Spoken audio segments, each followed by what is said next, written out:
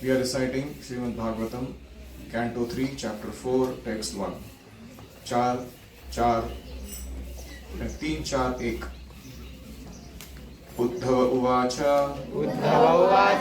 अथ ते तत् अनुज्ञाता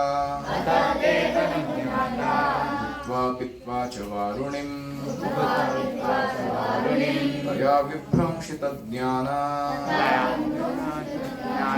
दुरुक्तैर्मर्मस्पस्पृशुः तत्पश्चात उन सबों ने वृष्णि तथा भोजवंशियों ने ब्राह्मणों की अनुमति से प्रसाद का उच्छिष्ट खाया और वारुणी का पान किया पीने से वह सभी संज्ञा शून्य हो गए असंवेदनशील हो गए और ज्ञान से रहित होकर एक दूसरे को वे मर्म भेदी कर्कश वचन कहने लगे। हरि ओम सहनावतु सहनौ भुनक्तु सह वीर्यं करवावहै तेजस्विनावधीतमस्तु मा विद्विषावहै। ओम शांति शांति शांतिः। ओम अज्ञानतिमिरान्धस्य ज्ञानाञ्जनशलाकया चक्षुरुन्मीलितं येन तस्मै श्रीगुरवे नमः। जय श्री कृष्ण चैतन्य प्रभो नित्यानंद श्री अद्वैत गदाधर श्रीवासादि गौर भक्त वृंद। हरे कृष्णा कृष्णा कृष्णा हरे हरे हरे राम राम राम हरे हरे। हरि ओम तत्सत्। हरे कृष्णा। आज हम एक नया अध्याय शुरू करने जा रहे हैं। खास करके इस अध्याय में यदुओं का जो तिरोधान है, कैसे वो भगवत धाम चले गए, कैसे वो पूरे के पूरे विनष्ट हो गए। तत्पश्चात भगवान श्री कृष्ण इन सारे यदुओं का संहार देखने के बाद आगे चलकर उद्धव और मैत्रेय ऋषि को मिले। उद्धव को द्वारका में भगवान ने कहा कि मुझे आके बद्रिकाश्रम में मिलना। तो बद्रिकाश्रम जाना, लेकिन बाद में उद्धव जी जो है वो भगवान का संग छोड़ नहीं पाए। उनके पीछे पीछे चलते चलते वो प्रभास क्षेत्र प्रवेश किए और कृष्ण को एक वटवृक्ष के नीचे बैठे देखे। और मैत्रेय ऋषि भी भगवान की योजना से वहां आधम के उनके बीच। तो भगवान ने चतुश्लोकी जो भगवान ने ब्रह्मा जी को सुनाई थी वो उद्धव जी को सुनाई और विशेष उपदेश दिया। उनको ये तक कहा कि तुम्हारा आखिरी जन्म होगा, इसके बाद तुम हमेशा मेरे साथ भगवत धाम में वास करोगे। और उसके बाद भगवान अपनी तिरोधान लीला संपन्न करने लगे। तो उद्धव ने ये जान कर कि भगवान अभी इस धरातल को छोड़कर जाने वाले हैं, वे भगवान को स्तुति अर्पण करने लगे और फिर भगवान के आदेश से वो बद्रिकाश्रम के लिए निकल पड़े।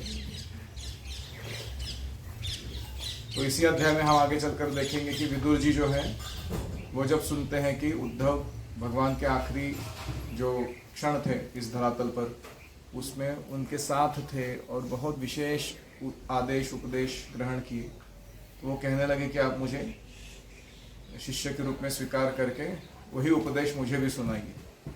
तो उद्धव जी हिचकिचा रहे थे क्योंकि विदुर जी उम्र में बड़े थे। उन्होंने कहा कि मैंने जो सुना है वो तो मैत्रेय ऋषि ने भी सुना है, आप कृपया उनके पास जाकर इस ज्ञान को ग्रहण कीजिए, नहीं तो ये मर्यादा व्यतिक्रम हो जाएगा।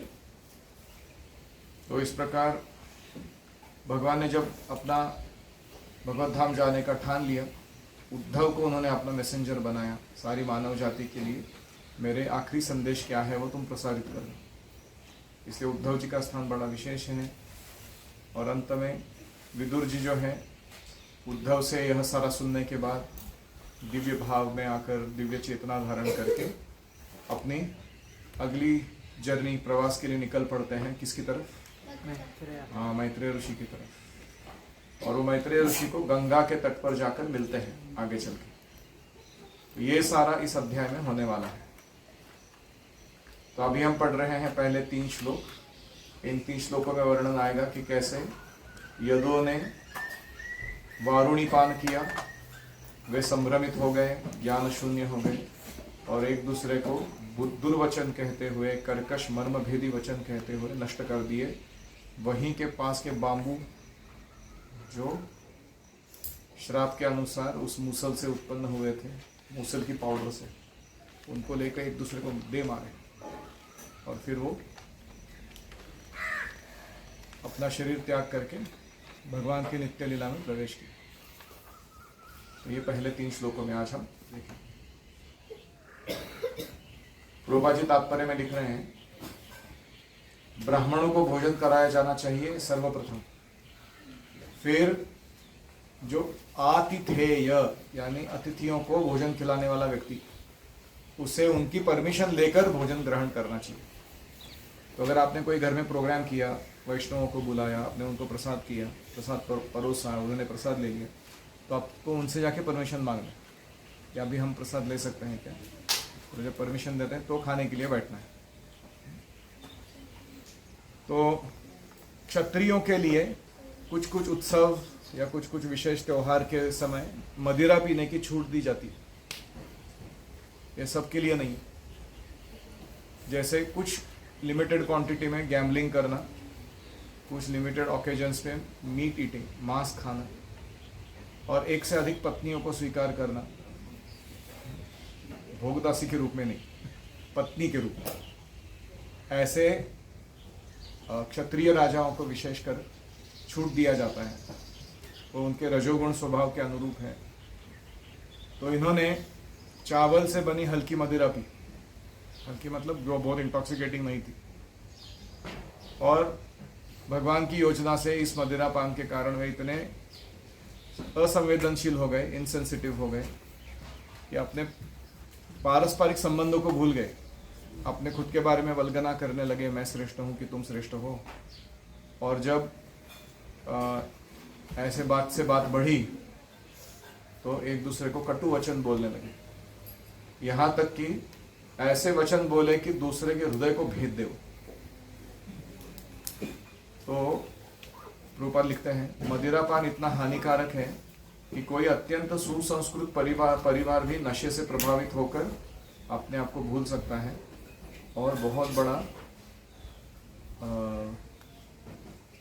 नाश अपने ऊपर थोप सकता है, ओढ़ ले सकता है।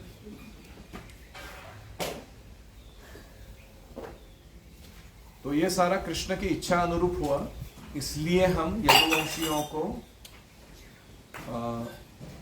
बुरा नहीं सोचते। जैसे अर्जुन संभ्रमित हुआ था भगवद गीता के शुरुआत में, तो क्या अर्जुन अज्ञानी भक्त हैं कोई? ऐसे ही यहाँ इनका जो वर्णन चल रहा है वो क्या है? भगवान की योजना अनुसार है।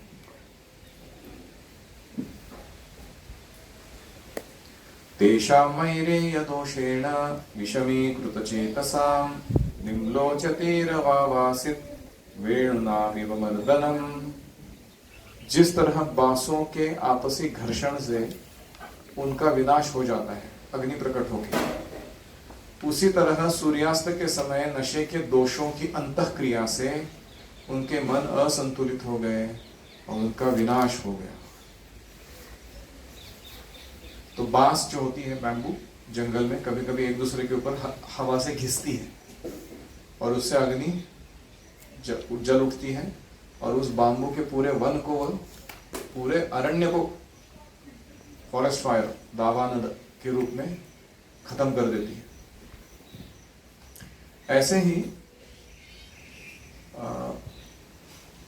कभी कभी मानव समाज में युद्धजन्य परिस्थितियां जो बनती है, वो अचानक कोई ऐसा विकृत स्वरूप धारण करता है समाज, और उसका किसी दूसरे समाज के साथ संघर्ष हो जाता है, और उनके झगड़े के कारण पूरे विश्व को उनके पारस्परिक युद्ध का जो खतरा है या असुविधाएं उठाना पड़ता है।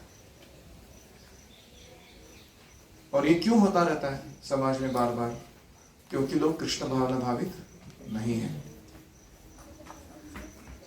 तो ब्रह्मांड में ऐसी कोई शक्ति नहीं थी जो यदुओं का नाश कर सके, लेकिन मानव प्रयास नहीं करता, फिर भी बीच जंगल में आग लग जाती है। ऐसे ही उन यदुओं के बीच में ये जो अग्नि उत्पन्न हुई, ये भगवान की ही इच्छा का, उनको विनष्ट करने का एक योजना था। तद अनुज्ञात, यह शब्द क्या दिखलाता है? ये भगवान की इच्छा से हुआ। अथते तद अनुज्ञात।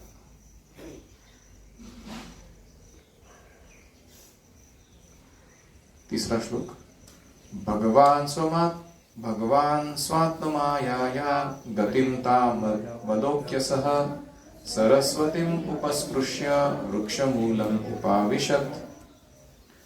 अभी इनका नाश होने के बाद यदुओं का भगवान श्री कृष्ण ने क्या किया? भगवान श्री कृष्ण अपनी अंतरंगा शक्ति से अपने परिवार का भावी अंत देखकर सरस्वती नदी के तट पर गए, जल का आचमन किए और एक वृक्ष के नीचे बैठ गए। तो ये सरस्वती कौन सी वाली है? ये पाकिस्तान वाली है। It is closer to the Gujarat, coming down into the ocean. तो अभी वो जो नदी है वो विनष्ट हुई दिखाई देती है, लेकिन वो पृथ्वी के सतह के नीचे बह रही है। हमारे लिए एक्सेस नहीं है उसका, Saraswati.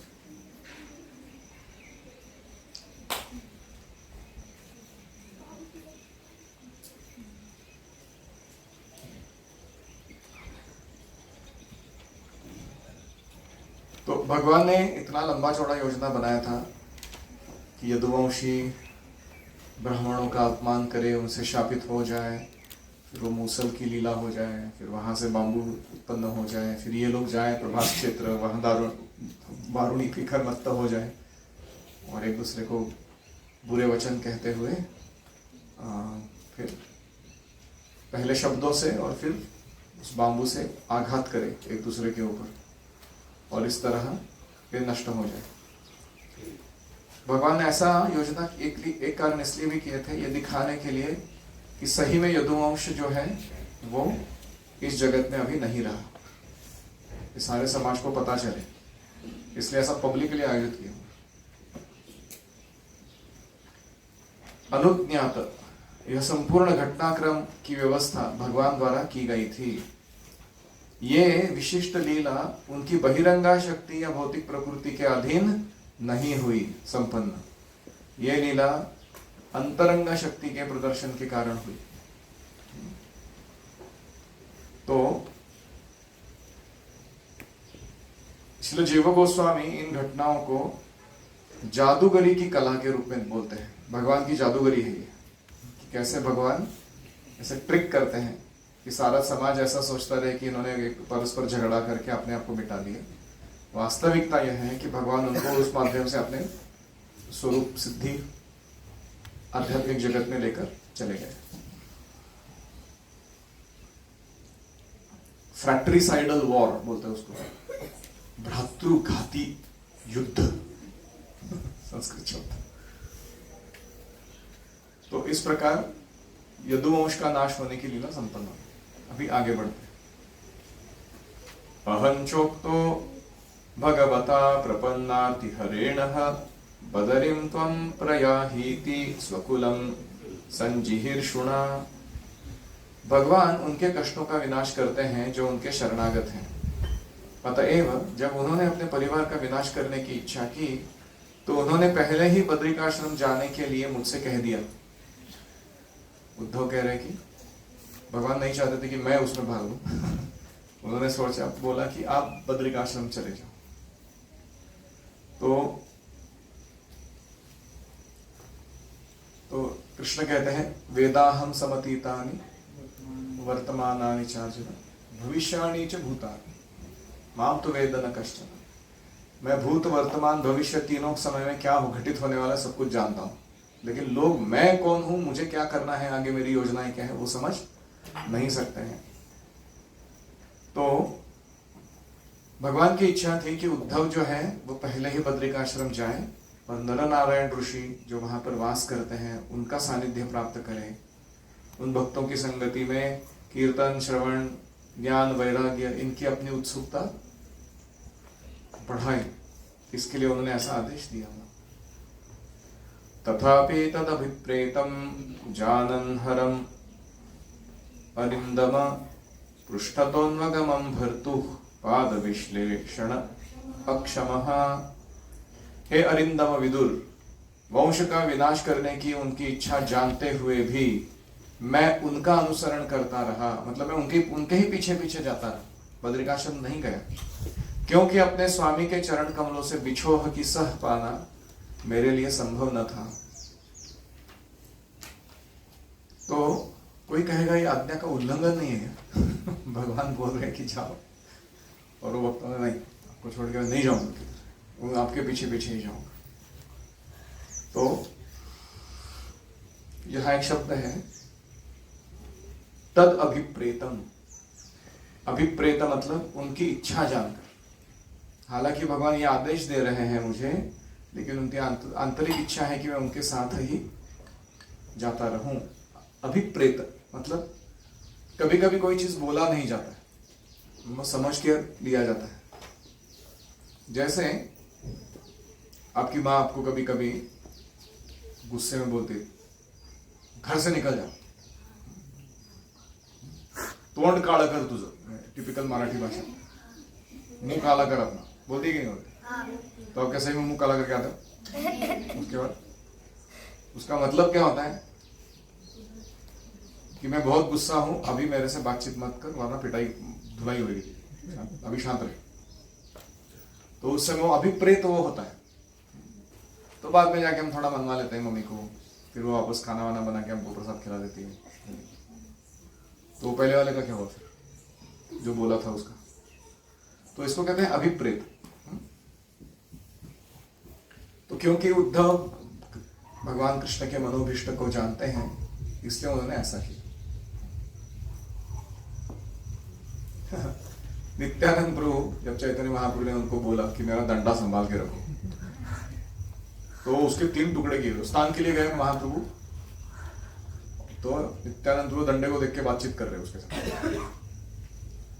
He whom I hold in my heart is holding you in his hand.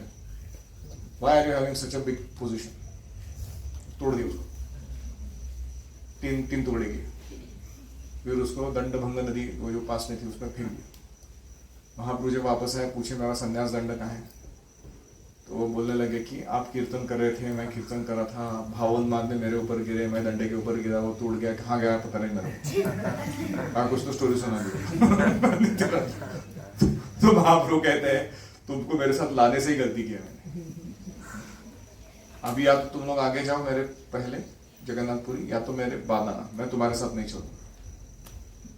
तो वो लोग बोलते हैं ऑब्वियसली आप पहले जाइए, हम आपके पीछे आते। तो नित्यानंद प्रभु का जो लीला है दंडभंग करने का, वो किसके कारण है? क्योंकि महाप्रभु वो परिव्राजक सन्यासी नहीं है, वो परमहंस सन्यासी। उनके लिए वो दंड लेने का प्रयोजन नहीं बचा, वो वर्णाश्रम से भी परे चले गए। तो इसलिए ये जानते हुए उन्होंने पहले तो वो एक मायावादी ने दिया हुआ दंडा था, वो एक दंड, उसको पहले 3 टुकड़े किए। वैष्णव दंड कैसा होता है? त्रिदंड, और फिर उसको भी फेंक दिया। तो ये जो है बातें, ये कोई ऐसा व्यक्ति ही समझ सकता है भगवान के मन में क्या चल रहा है, जो उनका बहुत ही अंतरंग पार्षद हो। अद्राक्षमेकमासीदं विचिन्वन्दयितं पतिं श्रीनिकेतं सरस्वत्यां कृतकेतम अकेतनम। इस तरह उनका पीछा करते हुए मैंने अपने संरक्षक तथा स्वामी भगवान श्री कृष्ण को सरस्वती नदी के तट पर आश्रय लेकर अकेले बैठे देखा, गहन चिंतन करते देखा। यद्यपि वे देवी लक्ष्मी के आश्रय हैं। ये बड़ा विशेष है। भगवान जो सबके आश्रय हैं, पेड़ का आश्रय लेने का मतलब क्या होता है कि वैरागी लोग जो होते हैं उनका कोई आश्रय नहीं रहता, कोई ठिकाना नहीं रहता, तो वो लोग पेड़ों के नीचे रहते हैं। हम देखते हैं कि षड गोस्वामी क्या करते थे, हर दिन अलग अलग पेड़ के नीचे रहते। क्यों? क्योंकि एक पेड़ के नीचे बार बार रहने से उसके प्रति आसक्ति हो जाता है कि ये ज्यादा अच्छा वाला है। जैसे हमारा होता है टॉयलेट के प्रति, एक विशेष टॉयलेट के प्रति हमारा अतिशय अफेक्शन रहता है, ये मेरा स्पेशल है, मैं अपना पॉटी करूंगा तो इधर ही लगेगा। मतलब भौतिक आसक्ति इतनी प्रबल है कि इतना छोटा चीज छोड़ने के लिए तैयार नहीं व्यक्ति। तो इसलिए वो अलग अलग पेड़ों के नीचे रहते थे। तो पेड़ के नीचे रहने का मतलब है कि निराश्रय हो जाना, आश्रय विहीन हो जाना। तो जो सारे जगत के आश्रय हैं भगवान, वो प्रायः सन्यासी के जैसे आश्रय विहीन जैसे व्यक्ति करता है, वैसे अपना स्थान एक पेड़ के नीचे बना दिए, क्योंकि भगवान का आश्रय हर स्थान पर है। ऐसा कौन सा है जगत में स्थान जो भगवान का आश्रय नहीं है? और हर स्थान भगवान के आश्रय में है। ईशावास्यम इदम सर्वम, संपूर्ण भौतिक आध्यात्मिक सृष्टि उनके द्वारा ही धारण किया गया है। और इसलिए सन्यासियों की तरह आश्रयहीन होकर उन्होंने दिखाना, यह कोई आश्चर्यजनक नहीं है। तो जनरली व्यक्ति जब कोई धरातल छोड़कर जाने वाला है तो वो किस लिए गंभीर विचार या चिंतन करता है, खास करके कृष्ण हो या कोई आचार्य हो? क्योंकि उन्हें किसकी पड़ी है? अपनी पड़ी है कि दूसरों की पड़ी है? दूसरों की पड़ी। हम जब मृत्यु समय आता है हमारा, तो हम किसका चिंतन करेंगे? मेरा क्या होने वाला है आगे, मैंने कमा के रखा है वो प्रॉपर्टी का क्या होने वाला है? ये प्रॉब्लम जो शारीरिक चेतना से परे है उनको नहीं होता, वो दूसरों के बारे में चिंतन करते हैं। अभी कलयुग आ धमकेगा, इतने सारे जीवों का उद्धार कैसे हो, यह गंभीर चिंतन करते हुए भगवान बैठे थे। श्यामावदातं विरजं प्रशांतात् अरुणलोचनं दूरभिश्चतुर्भिर्विदितं पीतकौशाम्बरेण च। भगवान का शरीर श्यामल है। अभी वो सुंदर रूप का वर्णन करें भगवान के, जिस रूप में वो टेक लगाकर पेड़ के नीचे बैठे हुए हैं। भगवान का शरीर श्यामल है, किंतु वह सच्चिदानंदमय है, अतीव सुंदर है। उनके नेत्र सदैव शांत रहते हैं। वे प्रातःकालीन उदय होते सूर्य के समान लाल लाल हैं उनके नेत्र। मैं उनके चार हाथों, विभिन्न प्रतीकों तथा पीले रेशमी वस्त्रों से उन्हें तुरंत पहचान गया कि यही भगवान बैठे हैं यहाँ पर। वाम उरावधिश्रित्य दक्षिणांघ्रि सरोरुहम् अपाश्रितार्भकाश्वत्थम् अकृशं त्यक्तपिप्पलम्। भगवान अपना दाहिना चरण अपनी बाई जांघ पर रखे एक छोटे से बरगद वृक्ष का सहारा लिए बैठे थे। हम अभी रिसेंटली कहाँ गए थे? सिद्धेश्वर। कीर्तन वाले लोगों का जगह का नाम क्या? कोर्टी। कोर्टी।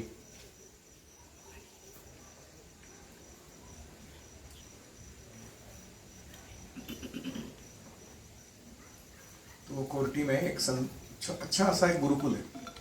वो वारकरी संप्रदाय से है, कीर्तन सिखाते हैं। तो वहां उन्होंने हमको एक दिखाया, ये कृष्ण पीपल का ट्री है। तो वो वही ट्री है जिसके नीचे भगवान श्री कृष्ण ने अपना शरीर छोड़ा था। तो वो ट्री नहीं था वो एग्जैक्ट, लेकिन उसी स्पीशी का ट्री था उसी। तो भगवान अपने बरगद के वृक्ष को टेक लगाकर एक छोटे वाले अपना दाहिना चरण अपनी बाई जांघ पर रखकर बैठे हुए थे। यद्यपि उन्होंने सारे घरेलू सुपास त्याग दिए थे, तथापि वे उस मुद्रा में पूर्ण रूपेण प्रसन्न दिख रहे थे। तो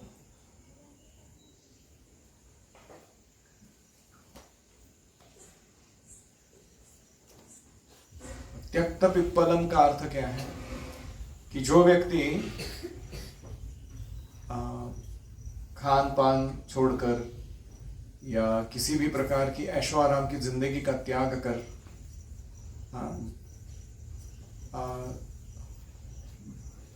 कहीं वास करता है, उसको कहते हैं त्यक्त पिप्पलम। और वो अश्वत्थम, बरगद के पेड़ के वृक्ष के नीचे अकृशम, जो कोई व्यक्ति खाना पीना छोड़ देता है, परिवारजन अगर सारे मर चुके हैं उसके, तो वो कृश हो जाएगा ना, क्षीण हो जाएगा, अप्रसन्न होगा, म्लान होगा, खिन्न हो जाएगा। लेकिन भगवान इसमें से कुछ भी नहीं हुए थे, वो एकदम एवर फ्रेश दिख रहे थे इस स्थिति में। विश्वनाथ चक्रवर्ती ठाकुर कहते हैं भगवान की बैठने की जो मुद्रा है, नए बरगद के पेड़ पर पीठ टिकाकर बैठना, ये अर्थपूर्ण है। बरगद का पेड़ को अश्वत्थ ऐसे कहते हैं क्योंकि यह कभी तुरंत नष्ट नहीं होता, अनेक अनेक वर्षों तक जीवित रहता है। जैसे शिवजी जिस पेड़ के नीचे वास करते हैं, वो करोड़ों साल पुराना वृक्ष है। इस पेड़ के पांव तथा उनकी शक्तियां, भौतिक अवयव, पृथ्वी जल अग्नि वायु आकाश, ये इस पेड़ के पांव है, ये पंचतत्व अश्वत्थ वृक्ष। बरगद के पेड़ द्वारा प्रदर्शित भौतिक शक्तियां भगवान की बहिरंगा शक्तियों की प्रतिफल है। अश्वत्थमेनम सुविरूढ़ मूलम असंग शस्त्रेण दृढ़ेन चित्वा। तो वो भी तो मटेरियल वर्ल्ड का वर्णन जो है भौतिक जगत का, वो क्या है? प्रतिबिंबित अश्वत्थ वृक्ष जैसा है। तो भगवान उसको पीठ दिखाकर बैठे हैं, मतलब क्या? वो उसको त्याग करने के लिए या उससे विरक्त होकर वो बैठे हुए थे। क्योंकि यह ब्रह्मांड सबसे छोटा है, जिस ब्रह्मांड में हम रहते हैं, ये 4 सिर वाले ब्रह्मा का ब्रह्मांड है और ये ब्रह्मांड सबसे छोटा है। अन्य ब्रह्मांड जो है उसमें बहुत सारे 64 करोड़ सिर वाले ब्रह्मा हैं, और वो ब्रह्मांड हमारे इस ब्रह्मांड से कई गुना बड़े हैं। तो इस ब्रह्मांड को सबसे छोटा अश्वत्थ पेड़ का तुलना किया गया है, शिशु अश्वत्थ वृक्ष का तुलना किया गया है। और भगवान के द्वारा कोई वस्तु त्यागना या भगवान के द्वारा कोई वस्तु स्वीकार करना, इसमें भेद नहीं है। इंटरेस्टिंग। और इसलिए भगवान त्यक्त पिप्पलम, वो अपनी सारी व्यक्तिगत जरूरतों को, वस्तुओं को त्यागने में अभी तत्पर बैठे हुए थे। अब भगवान इस ब्रह्मांड को त्यागने तथा किसी अन्य ब्रह्मांड में जाने के लिए तैयार थे। जिस तरह सूर्य किसी एक लोक में उदय होता है और उसी समय दूसरे लोक में अस्त हो जाता है, लेकिन उससे सूर्य की अपनी स्थिति परिवर्तित नहीं होती। सूर्य हमेशा वैसे ही रहता। तो यह भगवान का वो टेक लगाकर छोटे अश्वत्थ वृक्ष को बैठना दर्शाता है। सबको समझ में आ रहा है? तस्मिन् महाभागवतो द्वैपायन सुहृत्सखा लोकान् अनुचरन् सिद्ध आससाद यदृच्छया। उसी समय संसार के अनेक भागों की यात्रा करके महान भगवत भक्त तथा महर्षि कृष्ण द्वैपायन व्यास के मित्र एवं हितैषी मैत्रेय ऋषि अपनी इच्छा से उस स्थान पर आ पहुंचे। तो जनरली ऐसा एक्सेस मिलना कोई आम बात नहीं है। भगवान अपने भगवत धाम जाने के पूर्व कुछ बहुत ही महत्वपूर्ण आदेश अपने सबसे अंतरंग पार्षद व्यक्ति उद्धव को सुनाने वाले हैं, और वहां पे उपस्थित रहने का मौका मिलना, मतलब मैत्रेय ऋषि का तो भाग्य बहुत ही विशेष है। मैत्रेय ऋषि व्यासदेव के पिता महर्षि पराशर के शिष्यों में से एक थे, और व्यासदेव और Maitreya I think same Gurukul वाले थे। परस्पर मित्र थे और हितैषी थे। सौभाग्यवश मैत्रेय उसी स्थान पर पहुंचे जहां भगवान विश्राम कर रहे थे, यह घटना कोई सामान्य घटना नहीं है। मैत्रेय ऋषि एक दार्शनिक थे, विद्वान थे, किंतु शुद्ध भगवत भक्त नहीं थे। ये उनकी भेंट किसी अज्ञात सुकृति के कारण हुई। शुद्ध भक्त सदैव शुद्ध भक्तिमय सेवा में लगते हैं, तब भगवान की भेंट स्वाभाविक हो जाती है। लेकिन भगवान से जब ऐसे लोग मिलते हैं जो उचित स्तर पर नहीं है, उनकी यह आकस्मिक भेंट अदृश्य भाग्य के कारण होती है, अज्ञात सुकृति के कारण होती है। जैसे कोई व्यक्ति था, आपको प्रश्न पूछा कि पंढरपूरला जायचा रस्ता कुठं, पंढरपुर कैसे जाना है, और आपने उसको दिखा दिया इस दिशा में, और वो चला गया भगवान विठ्ठल का दर्शन करने। तो आपको जो मिलता है उसको क्या कहते हैं? अज्ञात सुकृति। आपने जानबूझ के पुण्य नहीं किया था, लेकिन वो काम पुण्य का करने निकला था, वो भगवान का दर्शन, आपने सिर्फ उसको रास्ता दिखा दिया तो आपको सुकृति मिलती। ऐसी सुकृति को क्या कहते हैं? अज्ञात सुकृति। जानते भी नहीं कि ऐसा हो चुका है। जैसे पेड़ इधर खड़े हैं और ये कीर्तन सुन रहे हैं, है कि नहीं, और कभी कभी हमको छाया दे रहे हैं भक्तों को, वो जानबूझ के ऐसा नहीं कर रहे, लेकिन उनको जो मिलता है उसे कहते हैं अज्ञात सुकृति। आप किसी फूल तोड़कर लाते हो किसी पेड़ के, उसको तो बेचारे को चलना भी नहीं आता, बोलना भी नहीं आता, मेरे सेवा को भगवान को अर्पण करो करके आप जाके लेके आ रहे हो, अर्पण कर रहे हो, तो उसको क्या मिलेगा?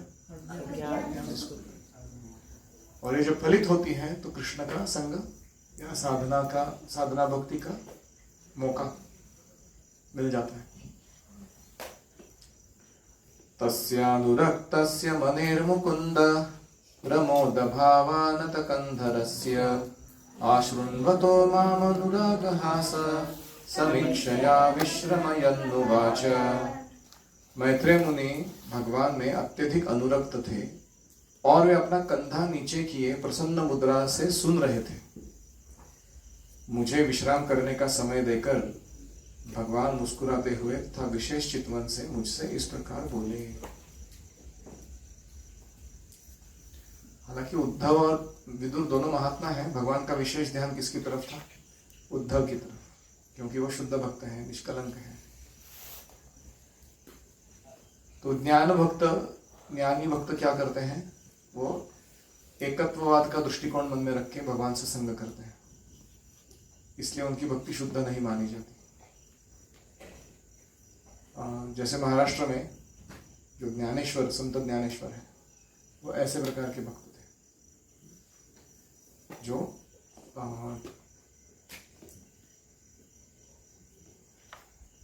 भगवान से एकत्व जो है हमारा क्वालिटेटिव वननेस, उस पर ज्यादा गौर करते हैं। भगवान दिव्य प्रेम के आधार पर अपने भक्तों से प्रतिदान करते हैं, ज्ञान या सकाम कर्मों के आधार पर नहीं करते। अगर आप कोई प्रेम देता है तो भगवान उससे प्रेम का आदान प्रदान करते हैं। कोई ज्ञान के मार्ग से या कर्म के हेतु से भगवान के पास जाता है तो उसके साथ रेसिप्रोकेट डायरेक्टली नहीं करते,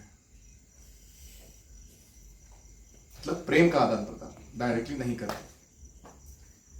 तो भगवान की दिव्य प्रेमा भक्ति में एकत्ववाद का ज्ञान या सकाम कर्मों के लिए कोई स्थान नहीं होता।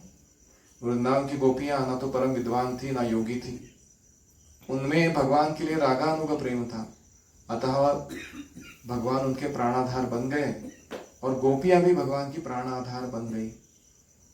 इसीलिए महाप्रभु कहते हैं, चैतन्य महाप्रभु, गोपियों का संबंध कृष्ण से सर्वोत्कृष्ट है।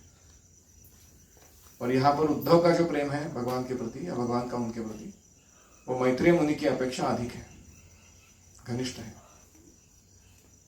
तो अभी क्या बोलते हैं भगवान, वो हम कल सुनेंगे। एनी कमेंट्स और क्वेश्चंस?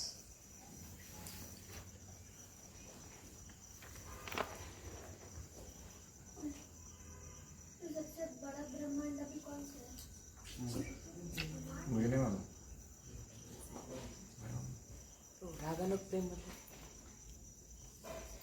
राग मतलब भगवान के प्रति विशेष आकर्षण या प्रेम। अनुराग अनुग मतलब उस विशेष आकर्षण के कारण या विशेष प्रेम के कारण हम भगवान के फॉलोअर बन जाते हैं, उसको रागा अनुभव कहते हैं। स्पॉन्टेनियस डिवोशन, स्पॉन्टेनियस का अर्थ है जिसका कोई भौतिक या लॉजिकल कारण नहीं है। क्यों भगवान से प्रेम कर, बस भगवान पसंद है हम क्या है, भगवान है इसलिए प्रेम कर रहे हैं ना, तो वो वैसे प्रेम नहीं कर रहे, उनके लिए भगवान है, वो डिटेल है। They love Krishna the boy, such a nice, तो इसलिए वो रागानुग प्रेम कहलाता है। तो जी इस श्लोक में हमको मुझे एक भगवद गीता का 9 चैप्टर कनेक्ट कर पाते थे, जैसे कि भगवान सब में है और सब कुछ भगवान के ऊपर आधारित है और भगवान किसी के ऊपर आधारित नहीं। और ऐसा हम देख सकते हैं कि मत्स्थानि सर्वभूतानि न चाहं तेषु अवस्थितः न च मत्स्थानि भूतानि पश्य मे योगमैश्वरम्, वो श्लोक है। और भगवान कंप्लीटली वैराग्य है, इतना कुछ होते हुए भी उधर उनका जो बैठने का पोजीशन है, उनका आंखें है, उनका जो दिखने में पोस्चर है, प्रसन्नता है। हमें भी ऐसी स्थिति प्राप्त करनी है मरने से पहले। लेकिन आजकल ऐसे कुछ लोग होते हैं, वो पुस्तकें लिखते हैं ऐसे कि हम जब दुनिया में आते हैं तो हम रोते हैं और बाकी सब लोग हंसते हैं, माता पिता या सब खुश होते हैं। लेकिन हमें ऐसे जीना चाहिए कि जब हम छोड़कर जाए तो हम हंस रहे हो खुशी से और बाकी लोग रो रहे हो कि इसका संगम छूट रहा है हमसे, ना कि वो सोच रही है बला टली थैंक गॉड गया एक बार बहुत परेशान करके रखा था हमको।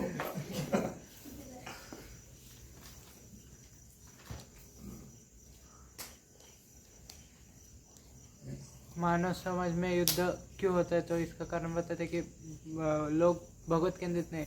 अगर ये बात हम उनको बताने जाए कि आप भगवत केंद्रित नहीं, भगवान को बोल चुके हैं, तो वो तो ऐसे ही इग्नोर कर देंगे कि कुछ भी बोल रहा है। अभी दारू पी के कोई गटर में पड़ा है, उसको जाके कोई सदुपदेश देगा तो सुनने वाला क्या हो? दारू नहीं पीना चाहिए, अच्छा नहीं है, सेहत खराब हो सकती है, लिवर प्रॉब्लम आ सकती है, बाजू हट। तो ऐसे ही वो लोग जो श्रवणोत्सुक नहीं है, उनको आप उपदेश देने क्यों जा रहे हो? आप उनकी अज्ञात सुकृति बढ़ाने का प्रयास करो, ना कि फिलॉसफी सुनाने का। ऐसा व्यवहार रखो कि वो भक्ति के प्रति आकृष्ट होने के लिए पॉजिटिव रहे।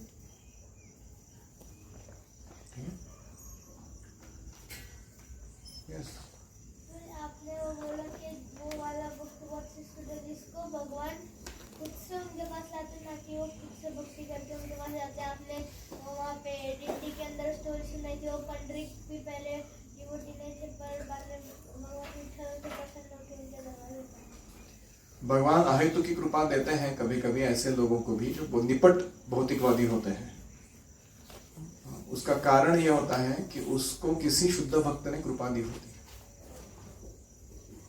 ध्रुव महाराज भक्त बनने से पहले तो पूरे भौतिक चीजों के पीछे पड़े हुए थे ना, लेकिन क्योंकि नारद मुनि ने इंटरवीन किया और उन्होंने उनको साधना भक्ति इत्यादि का मार्ग सिखलाया, इसलिए भगवान ने उनको अपनी कृपा दे दी ध्रुव महाराज। So Lord's mercy follows the mercy of his devotees. तो मध्यमाधिकारी विभव भक्त होता है ना, वो बहुत स्पेशल होते हैं, क्योंकि वो डिस्क्रिमिनेट करते हैं और सही कैंडिडेट चुनते हैं वो कृष्ण के लिए, कौन सही प्रामाणिक व्यक्ति है। बालिशेषु कृपा, तो जब वो देते हैं ऐसे, तो भगवान की कृपा उसकी अनुगामी होती है।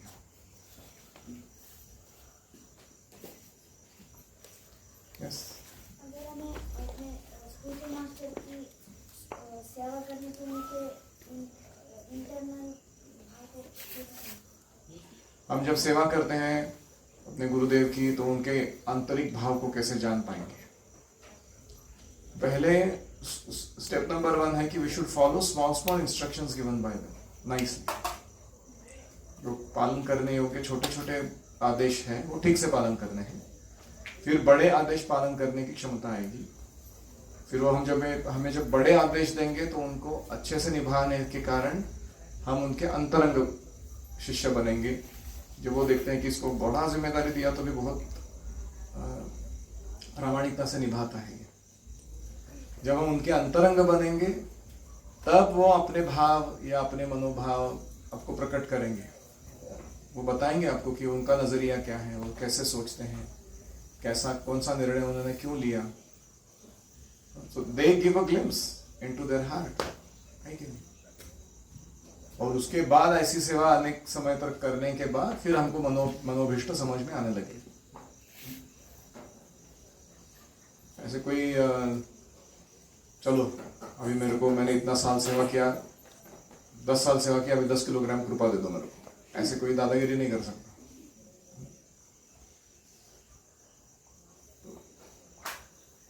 Follow small instructions nicely, then follow bigger instructions coming out very nicely, then become internal associate of the spiritual master.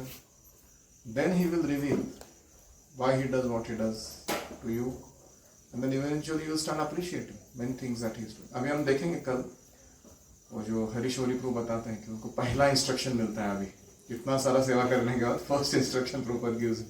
अभी तक डायरेक्टली उनको कुछ इंस्ट्रक्शन नहीं दिया था 1-to-1। कितना कुछ किया ना उन्होंने बैकग्राउंड में, अभी तक वो अंतरंग नहीं बने हो इतने, अभी कल बनेंगे।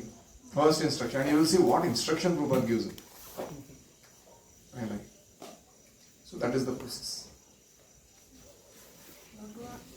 आपने जो बताया जो वृक्ष के नीचे भगवान ने शरीर छोड़ा वो वृक्ष है भी नहीं है शायद, मैंने तो ऐसा कहीं सुना नहीं कि कृष्ण ने कहा धरातल से छोड़ा वही वृक्ष अभी भी अस्तित्व में है। इसने देखा है ऐसे? कौन सा स्थान है वो? गुजरात में ये स्थान है, द्वारिका के बाहर है, बैठा बॉर्डर या बाहर है। प्रभास के पास जगह हो, और प्रभास क्षेत्र के पास ही हो। सोमनाथ और हाँ सोमनाथ हो सकता है, मैंने तो नहीं विजिट किया। और अन्य कोई? तो आज के इस सीक्वेंस में हमने 2 ही चीजें देखी हैं, यदुओं का तिरोधान और कैसे भगवान कृष्ण उद्धव और मैत्रेय ऋषि से मिलते हैं। अभी शुरू होने वाला है क्या उपदेश देते हैं। अभी ये उपदेश जो है ये 11th कैंटो है, ये अभी इधर विस्तार से नहीं दिया है। उद्धव गीता करके पूरा सेक्शन है, वो भगवत गीता जैसा ही लेकिन और विस्तारित है और सुंदर है। भगवान के इंस्ट्रक्शंस उद्धव जी को दिए हुए, तो वो पूरा आगे आएगा 11th कैंटो में भागवत के 11 स्कंध में। अभी सिर्फ थोड़ा सा चतुश्लोकी जैसा कुछ सुनने को मिलेगा और दैट्स इट, और फिर आगे लीला चलती रहेगी। ओम हरे कृष्णा कृष्णा कृष्णा हरे हरे, हरे राम राम राम हरे हरे। हरि ओम तत्सत्। श्रील प्रभुपाद की जय। श्रीमद् भागवतम की जय। गो प्रेमानंदे। हरे हरे ओम।